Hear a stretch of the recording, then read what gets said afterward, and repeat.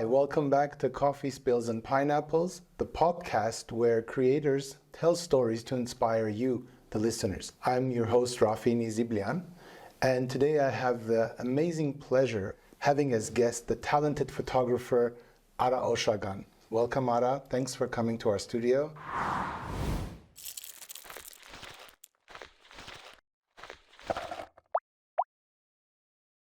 Hi, Raffi. It's a pleasure to be here. Let's talk about your earlier years in Beirut. Tell us a little bit about where you started and how that impacted the journey that you're on today. The Lebanese war impacted my life in a very significant way. I was born in Beirut when the first wars began in 1975, the first major civil war. That's when we were displaced. We fled Beirut to the airport where there were no cars, and we heard sniper fire or some kind of fire happening.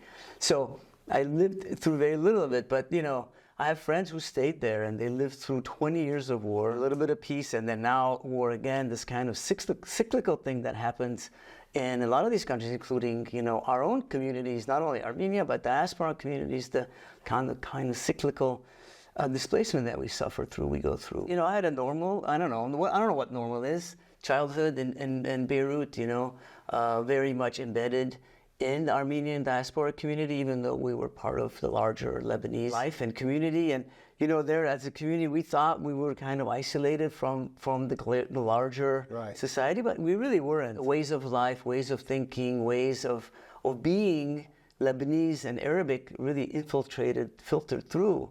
And later in life, you realize, oh yeah, all these Lebanese are like me. The television, the pop culture, the grocery stores, exactly, that becomes part of kids, and this is all intertwined. Yeah, and then we have this kind of national narrative that says, oh, we're Armenian, we stayed Armenian, we're pure Armenians, but it's not really true. I don't even know what that means. Pure something. I don't even know what that means. Yeah. So when did you migrate? When did you go from Beirut? 1975, we fled Beirut, and we ended up in 100% American spaces. We first went to Wisconsin, to a small village, northern Wisconsin, when they had never ever seen a non-American, a foreigner before. And then to other cities, and then actually Tennessee.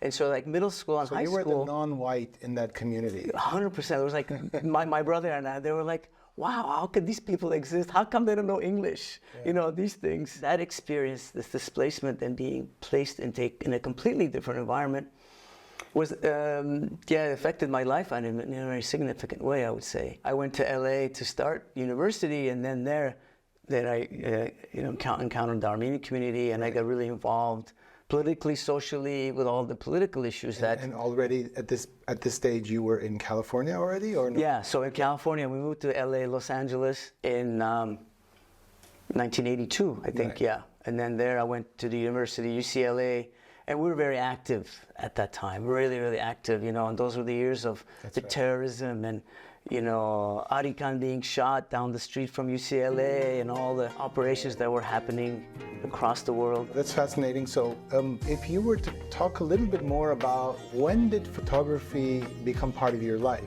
When was the first instance you remember taking a camera or being motivated to capture imagery? It's a very interesting kind of happenstance that I got into photography. I wanted to be a writer for a long time. I have a family of writers, poets, and novelists in Armenian, and I wanted to be a writer, and I wanted to write it in English. And I started writing these very, very short little stories, and I wanted photographs with these stories. And I asked a friend of mine, I didn't even have a camera, like mid-90s, early 90s. I didn't even have a camera. I asked my friend to take pictures, and he took pictures, and I was like, I don't like these pictures, I said, well, I have to take pictures myself because I don't like these pictures, even though I don't know how to use a camera. But you had a vision in your mind of what you wanted. Yeah, and I didn't realize that I wanted a particular type of photo. I didn't realize what that was. And so I started taking pictures. And what's really important as a creative, as an artist, is that the medium you choose has to kind of connect with who you are. I was a very restless person. I couldn't sit down. I was always moving. I wanted to be a soccer player when I was young, always running. Yeah. And so photography is movement. Can relate. Yeah, right? You can relate, right? It's constant movement. Always you're moving, you're talking, you're engaging. While writing is sit down 4 hours, don't move. You know, only your brain is moving. And then it took me a while to kind of realize it's really not the medium. It's not music or painting or writing or photography that's important, but it's what you want to say through that medium. So once I got my head kind of wrapped around that I accepted that, then I fully dove into photography. You mentioned that you started with taking photos for a writing project that you were doing. Right. And then how did that transition happen? And then you started doing more photography. Those stories were about my diasporic life in LA. It was very much about my life. It was very much, you know, my backyard, who I am, how I got here, identity, all these issues that were burning important for me. I was trying to write about. And then so I started taking photographs about that. So I had my first big project for about 10 years. I took pictures of the Armenian community in Los Angeles. And over those first few years, I tried to kind of develop a kind of visual vocabulary and an approach on how to take photographs. But also I knew from the very beginning, because I started with kind of with literature and fiction and imagination. It was very, very important for me, not only the content, who I'm photographing, but also how I'm photographing. So the composition, the structure of the photograph to me was really, really important in terms of speaking about identity through the structure itself. It's funny that you talk about identity and specifically us as diaspora and Armenian living in the Western Hemisphere, where we had an amalgamation of cultures coming together and sort of striving to tell our story, you know, who we are. And sometimes defining who we are was saying what we weren't. And a lot of the times finding who we are was a much deeper dive and that was necessary to find it. I grew up in the same time as you in Montreal and having a multicultural community in Montreal, where we see so much happening with the Italian community, the Greek community, the Lebanese community, and the Armenian community for me was quite closed and on its own, and it knew who it knew who it was within the community. Or it thought it knew, Or it thought it knew. Yeah. I mean, it had like reference points, you know, like the church, the language, the music. So these were like cultural reference points, but I think I also wanted to know more, so I was studying like post-Soviet societies after the independence to learn more about, well, what happened to the other Armenians around the world, what happens to the Armenians in Armenia during the Soviet time. So all of that is part of the identity of the Armenianness, and that helped me, you know, make my way to Armenia. Because as a diasporan, the homeland is always there, right? It's always on the horizon, right? It's always part of your identity as a diasporan, is the homeland. And in fact, at the same time when I started photographing the Armenian community in LA, I started a project in Artsakh, like in 99, 98. A little bit after that, I started photographing in Artsakh, and I did a big project in Artsakh because I had the same concerns. Like, if you're looking at your identity, the homeland cannot be, that's part of who you are. Part of the equation. And totally. I kind of, you know, my hope that's just to have a trilogy of work, LA, Artsakh, and Beirut, where I was born, where I returned a number of years ago. And the complexity of it, this was the important thing for me. It wasn't just American Armenian. Like, I think that really simplifies, flattens the complexity of who we are. Yeah. And the whole idea was to take kind of photographs that speak to that multiplicity of languages, of ways of life, ways of thinking, right? It's like when I talk to my mother, I'm a different person. When I talk to you, I'm a different person. When I talk to her, I'm a different person, right? So all these identities that you embody, and I feel like you embody them like 100%. It isn't like, oh, I'm 5% this, 10% that, 50% that. No, you are 100% of who you are, of the different identities that you've, that you kind of have become about part of who you are. Funny that we talk about identity and Armenianness and diaspora, but you've also touched upon a lot of other cultures or different parts of the world.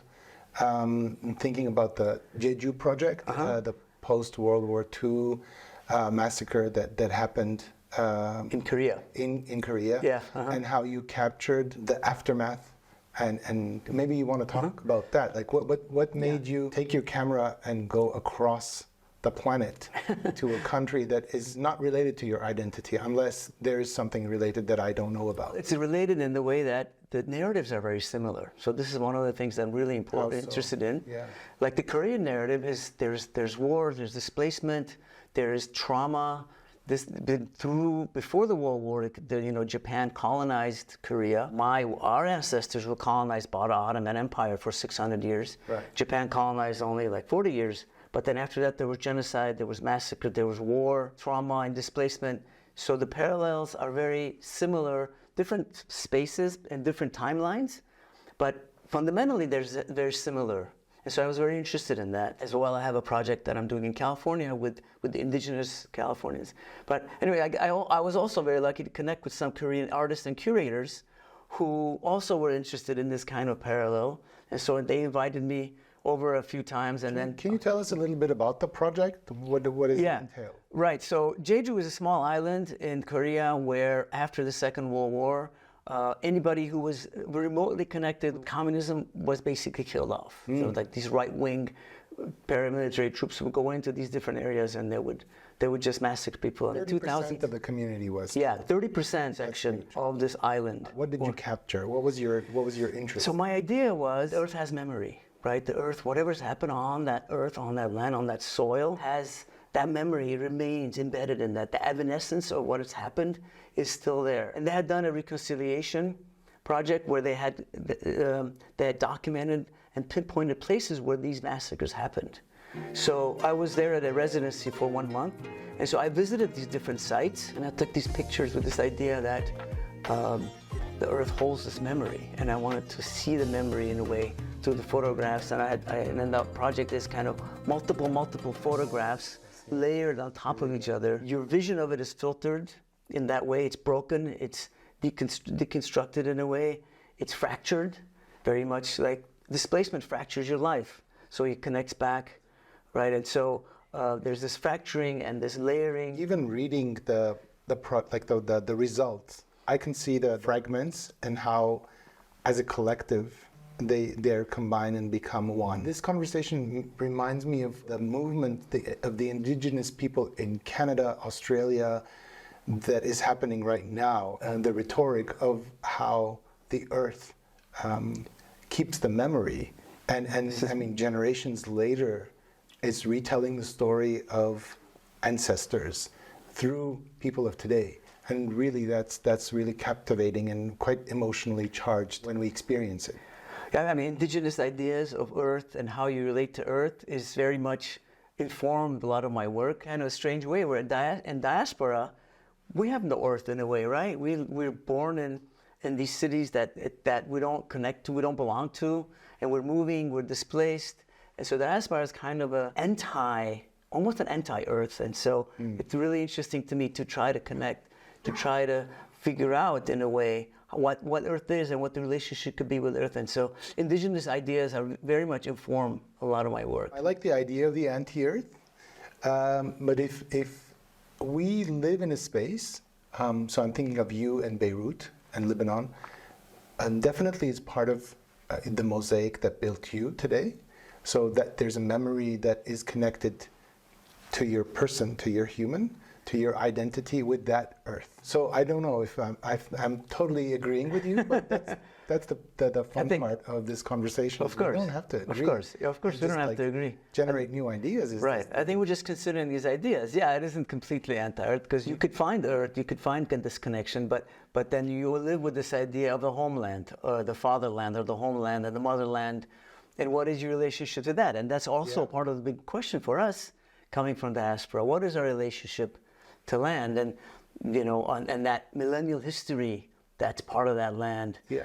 Which is also the question that while I was grappling with when I did work in Artsakh. If you're enjoying this episode, follow us on Spotify or subscribe to our YouTube channel. When I think about what you just said and think of the communities that I lived with, the Italians and the Greeks and the Lebanese, so although they went through their own migrant journey, right, to come to the new territories and the new country and built a new future for each of their communities and then their personal lives. I always think of my journey, where although I went from one country to another, so did my parents and their parents before that. Our relationship at the time was with a motherland that didn't exist. It was virtual. It was part of another space. It was the Soviet Union, which is not representative of what we had in our minds as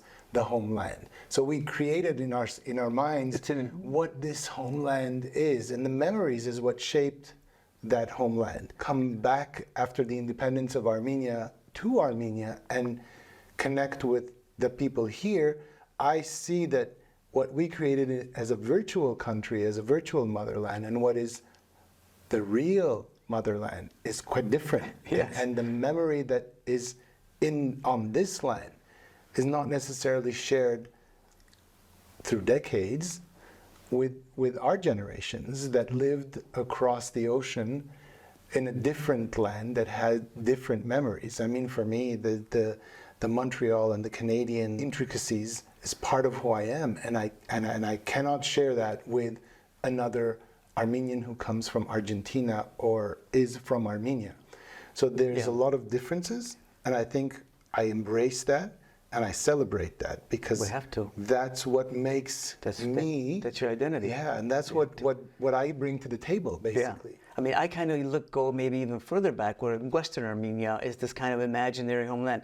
We've already been removed, both of us, 3 generations, right? So if that's my homeland in a way, and that's the kind of imagination we grew up, we created this imaginary homeland in a place where we couldn't return to. We didn't know anything except for the stories and the photos that some of them were brought out. Yeah. And so that's the kind of imagination we live with, we identify with, it becomes part of our identity. And being 3 generations removed from that, it becomes distant, more distant, more distant. Yes. And then when you come to Armenia, it becomes real in a way, but also that imaginary dimension of it remains. For me anyway, as a diasporic person, always going to be diasporic. My identity, like you were saying, is that our identities in the French and the Arabic, and Lebanese, American, of course. I'm in a way, fully American. Of course. That's still always part of my identity, and I embrace that, and that becomes part of my identity as an Armenian in the homeland also. When we speak about memory and the journey that we just had a conversation about, it feels like there's a healing process that's happening there to find yourself and know who you are and how to deal with that. And one of the interesting projects that I found also dealt with memory, maybe a forgotten memory that you brought back to life, is these interesting spiritual talismans that you reminded us about, and you incorporated your own visuals into them, making them more modern, bringing them back to our everyday life. And this is that You May Return project. So give me a little bit more insight about this. How did you find this, and where did you find this? We were just talking about return, so this kind of idea that the writer of return is also part of that project. But I do a lot of research online in different ways. Whenever I go to museums and things, I'm always looking at material. These Armenian prayer scrolls, as they're called, they're these talismanic, they're called humayils in Armenian, as this form of very thin, very, very long prayer scrolls. They're prayer scrolls, but also there were superstitions in them. There was like incantations, magical formulas and things that were part of these scrolls. Like magic, just like magical, maybe? Like superstition-related things. People, superstition is very much part of our culture, even though the church kind of suppresses that. Right? And that's why that form was suppressed. And so these were very long scrolls, like 5-6 meters almost sometimes, and they would roll them up, and people would carry them with them on their pouches where they were traveling, and they would protect them against evil, against getting lost, against getting sick while they were traveling. So these were like these talismanic magical amulets that people carried with them. They contained classical Armenian krapar, plus there were these illustrations in them. What kind of illustrations were they? Like, so it would be about a lot of spiritual things, like a lot of Christian things, but then there was also some of them would draw these devils and these monsters. Really? I mean, really interesting things. That's why the church, if if a church person found it in the Middle Ages, they would immediately burn these. Oh, Yeah. they banned it. They were banned, completely banned. That's why we forgot about it. That's why it's like suppressed, and a lot of people don't know about it. But it's a very authentic and a indigenous form. You brought this back. So I brought back these. I found these digital reproductions of these. They were scanned in some libraries and things, and so I recreated them, and I took the illustrations out, embedded my own photos of my own travels, from diaspora travels, from Beirut or Armenia or different places that I have been photographing, reflecting on diaspora, and embedding the photo into the scroll, and so making them a more contemporary spiritual talisman that I actually carry sometimes with me to protect me as I go around the world. Did they catch on?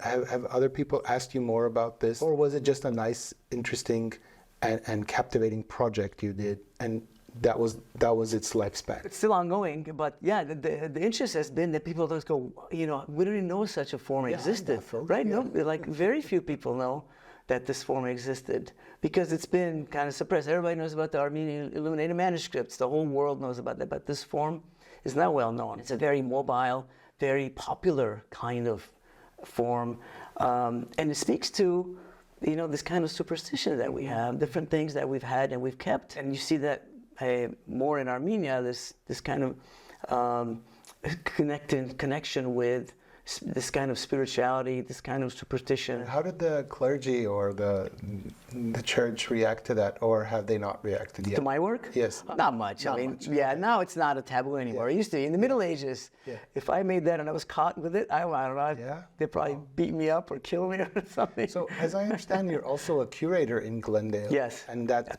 probably one of the reasons where you're able to do as much research that you can in the specific field that you're working in as a photographer. Yeah. So that's a bonus. Definitely, and it overlaps. Like my Korean work came out of my curatorial work. So I curate a gallery in Glendale in the public library. So it's a municipal gallery where we only deal with social justice issues. So we've done exhibitions on the Holocaust, slavery, multiple slavery exhibitions, Korean issues, Mexico. Japanese internment, U.S.-Mexico border, LGBTQ issues. We've done 2 really, really great exhibitions. So mostly indigenous, social justice kind of projects. Communities who have similar narratives as we do, like I was saying earlier, the Korean or the indigenous, the narratives with indigenous in America is also very similar to our narrative. Race is different, the time scale is different, but very similar. And so this kind of overlaps with the work that I do. This is not the first time you said similar to Koreans, similar to indigenous. I think it's quite a human journey that each of the societies, each of the countries, each of the cultures are living. And there's a lot of parallels. I was in Rwanda last year, and I saw a lot of similarities, identified with a lot of the narratives they were raising, and the post-genocide kind of healing process of their trauma that was very close to heart. So I can see that, regardless of which continent and which country and which cultures we're from, there's a lot of connectivity within the different cultures and humanity, basically. Right, and I think it's really important to do this kind of connectivity because it builds solidarity. Because the same communities go through genocide, displacement. The Palestinians now going through it. Rwanda's gone through it. Armenians are going through it again. So there's this constant revisiting of these issues. And so when we connect through different cultures, different nations, these narratives becomes more of a human narrative. If we can tell the story in a broader way, I think that also connects us as humanity, in this matrix, that interconnected kind of stories and histories. And that's what you're doing now with your project with Artsakh, is finding those narratives of people who were forcibly displaced. Yes. And capturing portraits. Portraits, yeah. Why portraits? I don't know how to start a project, but I had done a lot of work in Artsakh, taking pictures of the land, of the people back in the 1990s and later. Exactly. But now when they were displaced outside of their land, so here's a land issue again. What is land? How are we related to land? How are they related to land? So now when they were outside of that, I have to kind of really focus on their eyes, because that's where the experience comes from, kind of wipe out the context, because they are no longer in their context. They're no longer in Artsakh. They're in different places in Armenia. I've seen a few imagery of what Should I you've show done. it? Images? Yeah, sure. It would be, So, really cool to see some of them. for instance, Here. so this is the kind of, these are the kinds of portraits that I'm taking of Artsaksis. It's really just about the eyes and them and their expressions. Yeah. And the fact that this woman, for instance, she's also a cancer survivor. And she's displaced from her home, from Artsakh. But look at that expression on her face, huh? It's wonderful, it's beautiful. I mean, you can't tell if she's smiling, if she's smirking, if she's sad or if she's just relieved. And considering what she's gone through, right? And here's another one. And there's also text with this, and so we kind of also present some of the stories. I'm working with author, novelist Micheline Howard and Markham. Yes, which you know well. Yes, I know Micheline well. She's also a guest of our podcast. It's been a very rich collaboration with her. She's working on collecting stories and creating stories while I'm creating these portraits at this point. It'll be amazing to hear the story of this young fellow and that elderly lady you showed us, because they may have so many variations of what their homeland was to them, because a young person has a different relation to that land, and they only lived there for X amount of years, whereas someone older has gone through wars, to displacement, and everything in between, right? I'm very much looking forward to this project and seeing how it comes to life and fruition. Hopefully it'll be also available for a wider audience, and not only in the diaspora in California and Armenia. Everybody can have access to this. So I'm thinking like digital probably platforms. Of course, and so on. So that would be great. Yes, of course. I mean, if we are successful, we tell the human story, right? We're telling a very specific story that happened here, Artsakh and Armenia. It's very specific, but if we are successful, then the story becomes a human story, a universal story of displacement that the Palestinian can relate to, a Mexican can relate to, or a Rwandan can relate to. Exactly. And that's the goal that we strive for. That's the pineapple. Yes, exactly. Yeah. Speaking of pineapples, what could be one of the coffee spills and one or more project that didn't go the way you wanted, and what would be, in contrast, a pineapple or pineapples that you would cherish as the best work that you've done? Yeah, I mean, there's a number of projects that I started, but then it didn't kind of go the way I wanted to go. But the most interesting thing about that as a coffee spill is the constant self-doubt, that's part of the process. Even though I've been photographing for 20, 25 years, I've done multiple projects, 4 books. Self-doubt is always there, and there'll be always a point, Raffi, at some point in the project where I'll go, oh my God, what am I doing? What am I doing? Why am I here? The work I'm doing is just horrible. It doesn't in any way, shape, or form really reflect the situation that I'm trying to reflect. I'm just like a failure. That point always is there at some point in any project. It's there. So how do you overcome that? I just push through in a way, right? And I just kind of keep doing. You say, all right, I'm here. I have this. That happens to me a lot when I was working in Artsakh. I'm just here, so I'm just continue. Or take a day off or something, or a couple of days off, don't do anything. But you just kind of continue. You work through it.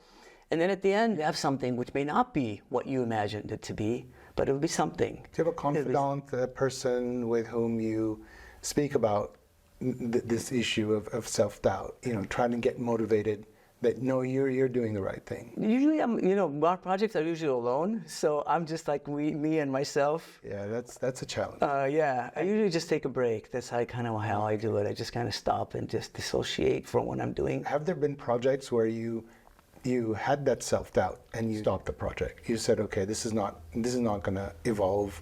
I'm just going to put it on the back burner and let it sit there. Not the long, bigger projects that I have done. Like every big project that I started, I said, all right, I'm going to do this work in Beirut. And I started going back to Beirut in 2014. I started taking pictures and going back. I went through that self-doubt every time. I go, what am I doing? And I was spending all this money. I'm here. And usually my projects are self-funded because there are topics that there's not much interest in it. You know, there was a Japanese photographer said photography is about doing something that nobody else is doing. There's funding for photography, but sometimes the subject and the topics are not so popular. They're not funded because they're not trendy. This becomes quite frustrating for an artist and saying, okay, but if we don't talk about this topic, it will never become trendy. It will never be on the table for others to pick up. I'm glad to see that you're self-funding. Yes. Yeah. I mean, you have to believe in what you're doing first and foremost, right? Yeah. And so if you say, all right, I'm going to do this project because it's important for me, you just do it. You know, you don't complain that I don't have money, I don't have this. You kind of bring this or that resource to it. You know, convince your wife, you got to go 3 weeks. I got to go. I got to take care of the kids. You know, when I come back, you can go off to something else.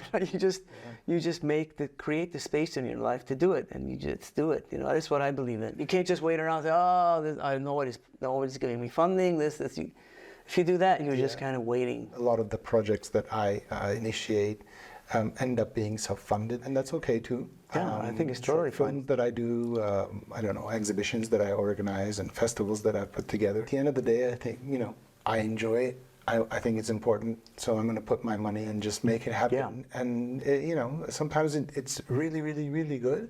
Sometimes it's just good, and it's okay. That's okay too. It's okay, because that's like a touchstone in the next project, right? So even if it's not this fantastic thing, you learn. It takes you to the next step, and the next step. So builds your journey. Pineapple that you want to leave us with, like that one instance where you said, "Oh my God, you know, this is amazing. I want to tell everybody about this work that I did." I think the biggest thing that in the last couple of years that's been that I did an exhibition in Boston. So this was a really, really important exhibition for me because, you know, and maybe you're like this too, you do multiple projects and they're kind of related and they're kind of not, and you're always thinking of them as that's this journey. In this exhibition, it was large space. So I was able to show a number of different series that I've been working on over the years. Collection of your work. Collections of different work. I see. That were interconnected, but not obviously. So I was able to put them in the same space and make the connections between them that I hadn't been able to do. That's and which awesome. is really important for describing this journey, right? So something may be in Armenian, but then it could be also Korean that's related. Something could be a scroll this way that's related to a scroll this way. Some text being used here that's also being used there. Family archives being used in different projects. Basically, it's really great. Pieces of you coming together. Right, right. So this kind of complicated identity that we try to express through our work, at least partially came together in this one space. And that was like really significant for me. Really inspiring story journey that I heard today. I hope that you also enjoyed it, and thank you for being with us. Thank you, Ara. If you enjoyed this episode and would like to support us, follow us either on Spotify or subscribe on YouTube channel for more episodes from Coffee Spills and Pineapples.